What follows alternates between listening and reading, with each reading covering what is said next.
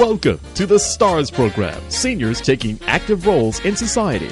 And now, here's your host, ANITA FINLEY. Let's get on right now with our favorite author of all time, Darwin Porter. Good morning. Good morning to you, Anita. What a book. I can't believe it. I'm enthralled.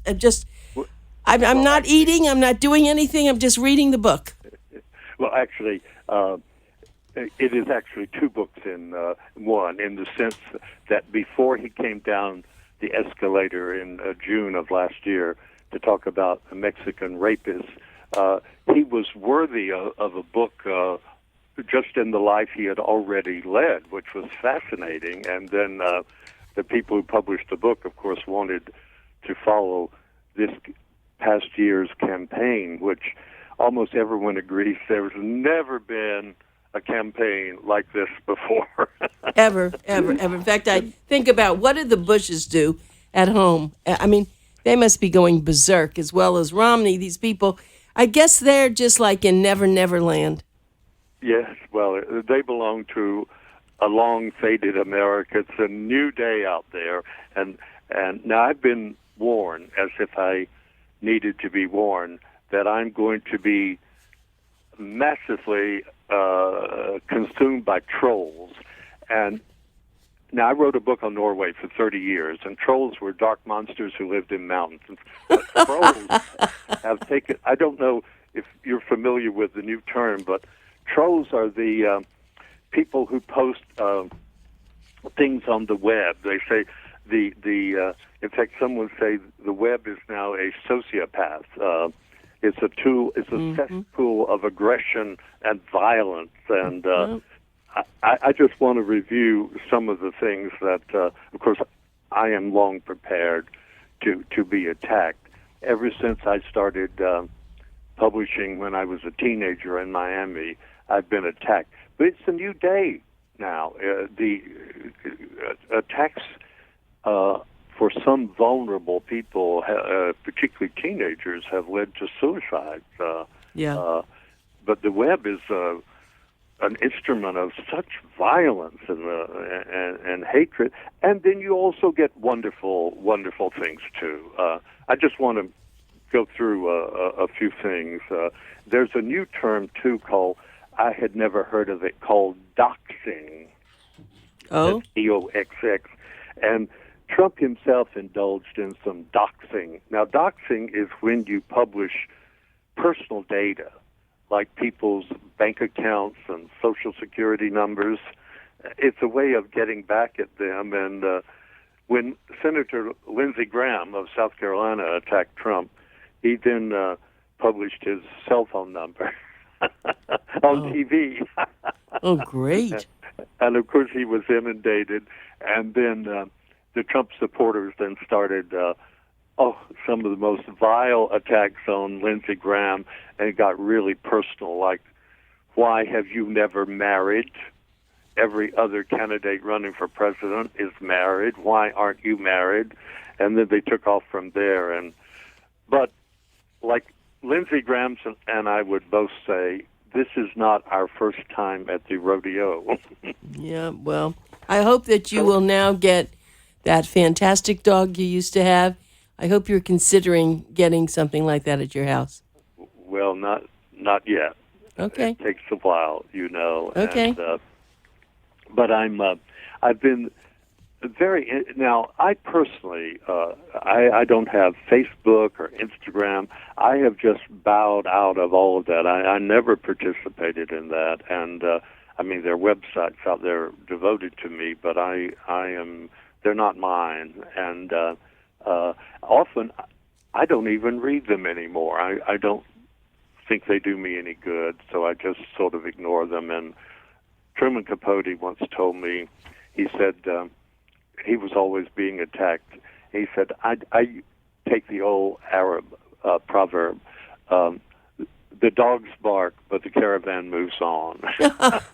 That's a good one. I feel like that sometimes. I thought that was very great advice. But I just want to review a few things that are going on, like with the Donald. First, I have found that the most popular photograph on the web right now, I don't know if you've seen it, is they did a giant plastic statue of Donald Trump in Central Park. I have seen it I have seen that. Oh, my gosh, that's hysterical. Oh, well, I don't think Donald Trump thinks it is. Well, what can he do about it? He is pictured with a monstrous gut and right. And the genitals of a 3-year-old boy. Right. And they're making statues of that, and other cities are starting to. Oh, that's so. Now that didn't happen when Jimmy Carter ran for president. No, hardly the peanut guy, right? Oh, it was just amazing. And Justin Bieber was photographed in the nude when he was on vacation somewhere, and then the pictures were posted on Instagram, and now he's withdrawn from Instagram because there were too many venomous attacks on his penis. So this is just unbelievable. Yes. And yes. It's like one victim after another is coming forward. I'll just talk about 2 or 3, which I think are interesting because they're celebrities. Of course, Colin Kaepernick, who is the quarterback for the San Francisco 49ers, did not stand up for the national anthem. And he is now, oh my God, it's like all of America is now going after him. He said he did not respect the flag of the United States because of the way that people of color are treated in this country. And now it can also really harm a career, and I don't know what it will do to me, because almost every book I've ever written has been attacked. The most venomous attacks I ever got was not what you might expect, was not on Hillary Clinton, but on Jacqueline Onassis. I thought she had lived beyond her notoriety when she married Aristotle Onassis. You know, she got a lot of bad press, mainly as being a gold digger. But I got the most venomous attacks on Jackie Kennedy. I thought she was sort of revered these days. Yeah, I do. I always have revered her, even when she married that. I think she was a very good person. So, everybody has their thing, I guess. And then I wrote a book about Reagan and the 2 women, the 2 movie stars he married, and not about his politics, but in Hollywood. And the attacks there were different. Actually, they came from many friends of my books, and they said, how dare you write a book about Ronald Reagan? He was one of the most venomous hate mongers in the world, and it just went on and on. So I was getting it from both the left and the right. And, of course, no woman in the world is more attacked than Hillary Clinton. I mean, my God. She and Donald Trump are now the 2 most famous. By the way, a poll just showed they are now the 2 most famous people around the world. Forget the Queen of England. Hillary Clinton is the most famous woman alive, and Donald Trump is known from Mali to Madagascar to Rio, and the most talked about and the most websites are now devoted to him. But I have to tell you something. I have the book in front of me, and I have been really reading, but this really boggled my mind. It shows his son, Barron, says, people had better treat my dad fairly or else they'll have me to deal with. Oh, my heavens. Now, what is... I don't even know how to talk about that. Can you imagine what that kid's going to be like?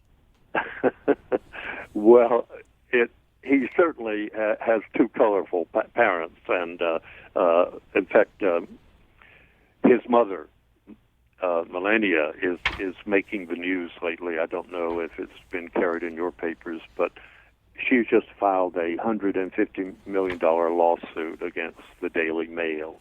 Has that made your papers yet? Yeah, well, I've heard it. You've talked about it, but you have the pictures to show everything. See, See, what Yeah, I love about your book is that you actually, it's just not talk. You have the stuff. You've been saving but I'll it. tell You you- have it, and they just keep saying everything's not true. Well, the thing about her, this has just happened, and I'd heard this story, but I did not print it because I could not confirm it. But the Daily Mail, now you know the Daily Mail also, I work very well with them, but they also have a website that is the most read website around the world, and they printed a story that they picked up that Mrs. Trump was a hooker when she worked for a modeling agency in Manhattan, and now she, of course, denies that. But I think that she may have made a mistake in filing this suit. I don't know if Donald urged her, but she, if this suit would be tried in London, the tabloid press there would just go after her, and then she would also have to give depositions, and her name would be forever attached, Mrs. Trump and Hooker. And Yep. if she's First Lady, Yeah. they would really go crazy. And she may not carry through on the suit. I think she would be ill-advised to pursue it because it would just dominate the news around the world. And I don't know if there is any concrete evidence of this. What makes it suspicious is that many of the models, it has been shown, many of them were high-priced hookers, $2,000 a night hookers, but that doesn't mean she was one. But could you imagine the tabloid frenzy that if she follows through with this lawsuit? Right. Well, all they have to do is find some people who were with her, which they I know, probably and they'll have. bring in anybody, and Of course. lawsuits are frightening enough. I should know that. But anyway, so I'm prepared for whatever is coming down. In a way, you mentioned the book is big. It's really two books. One, I thought Donald himself had led such a colorful life. He's 70 years old now. That long before the campaign, the man was certainly worthy of biography, and he'd had a fascinating life, and 3 wives and all sorts of involvements with projects. And then, of course, this past campaign has been unique in the history of the Republic. And so I got a lot of backroom stuff that was going on. I'll tell you, those candidates who ran on the Republican ticket really hated each other. And the only thing that drew them together is they hated a certain woman even more, and her name was Hillary. Yeah. See, that's what I think has happened, but yet there are a lot of people who just can't vote for Trump, and so they're going to vote. They may not vote, but if they do, of course, they'll vote for her, because I think he's made so many enemies that. Oh my God! He's also on the Gallup poll. He is the most hated person around the world. Yeah. But yet he's got very, very strong admirers, and I've really.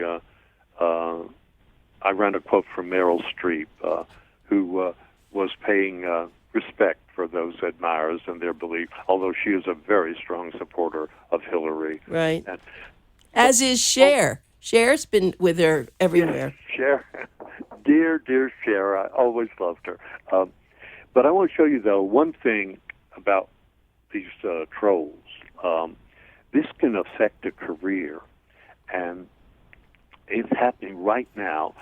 Nate Parker, I don't know if he's an African-American actor. I don't know if you've seen any of his movies, but he has, in October, is going to release Birth of a Nation.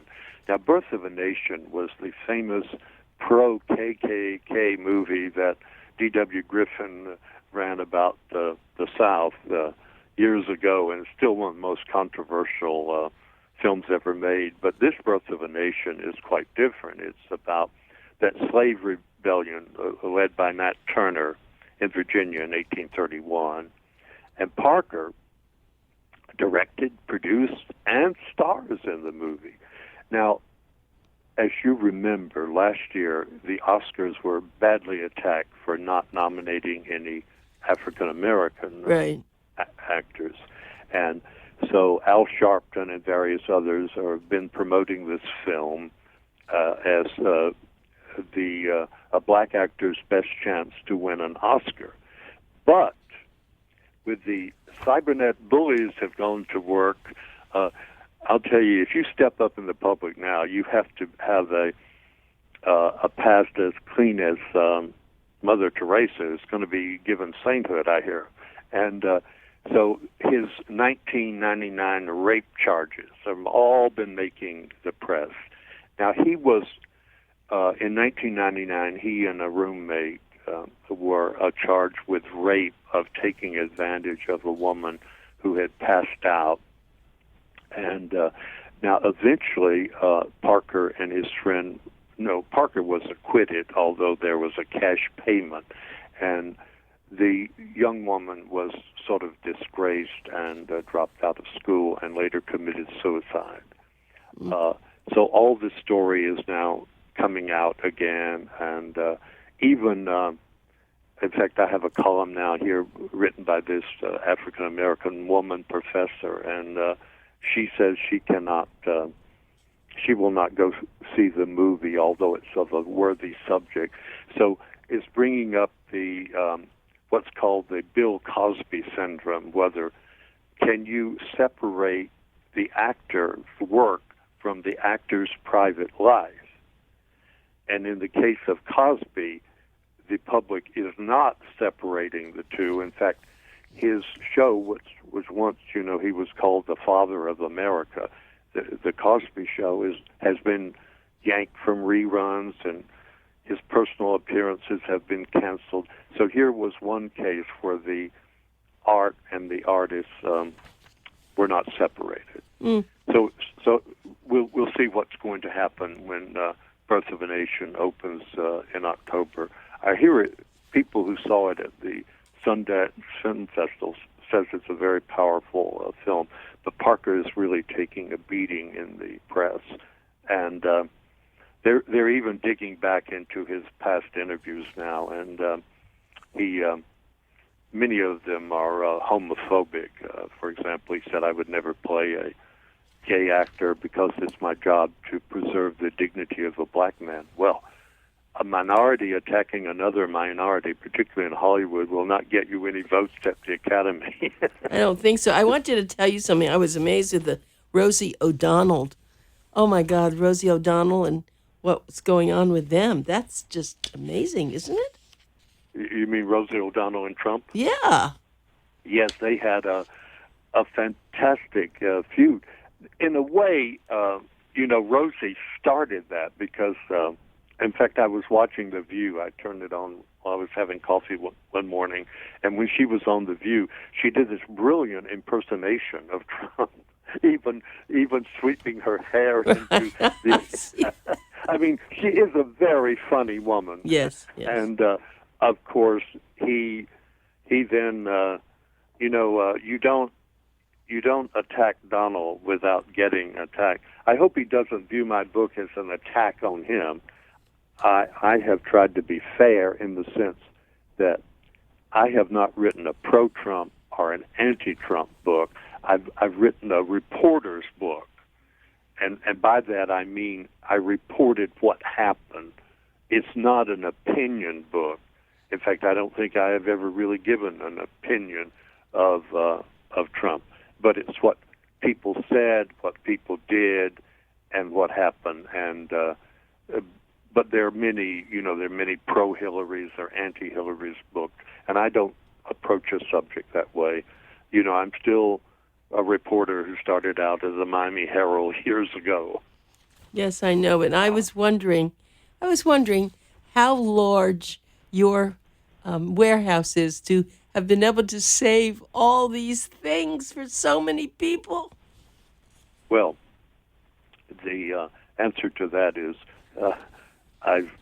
rented a former convent, now empty. Right.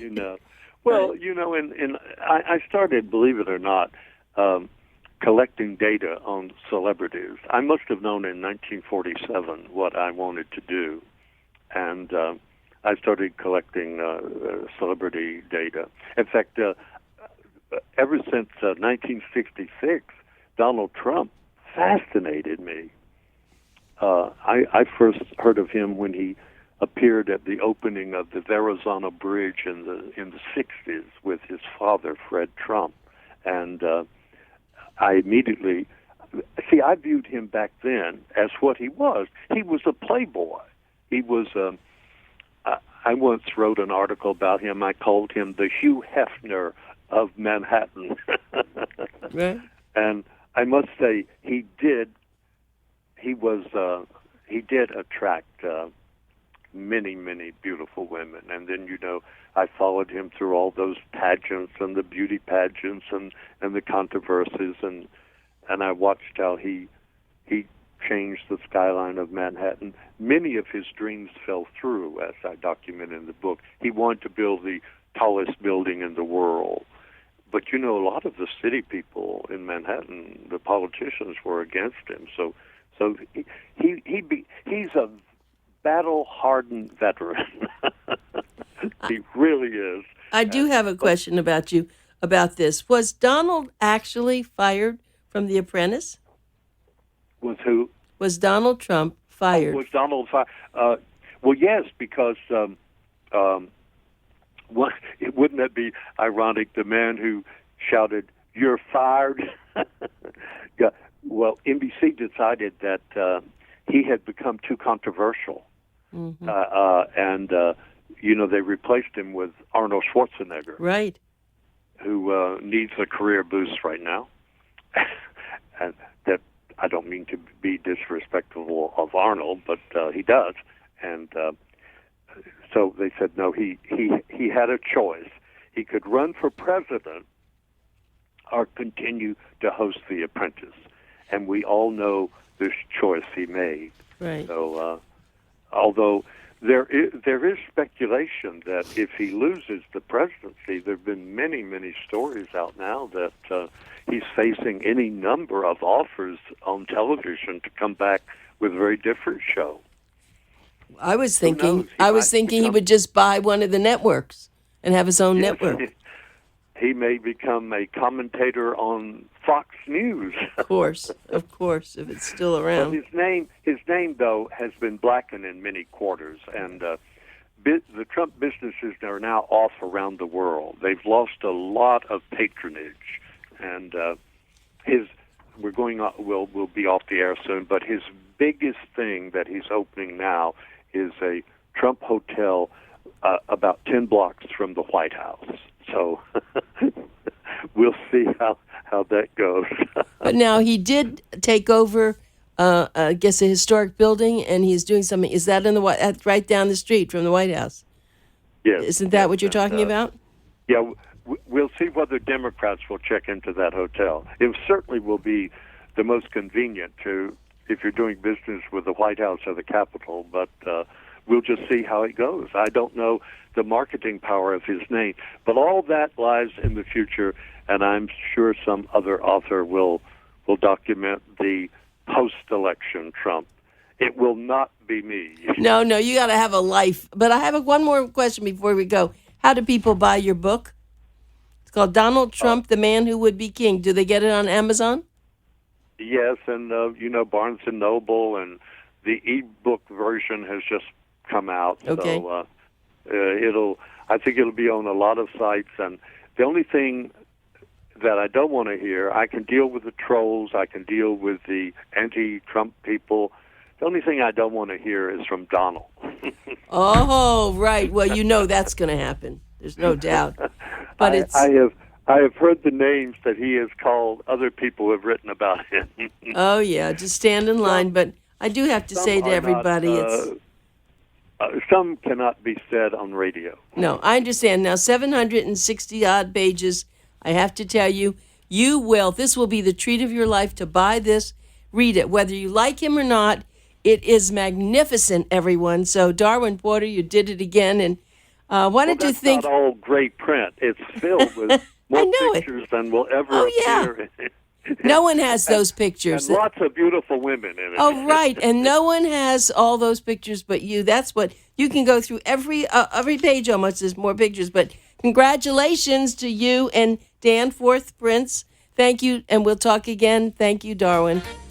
Have a great show this week. You too, kiddo. Bye.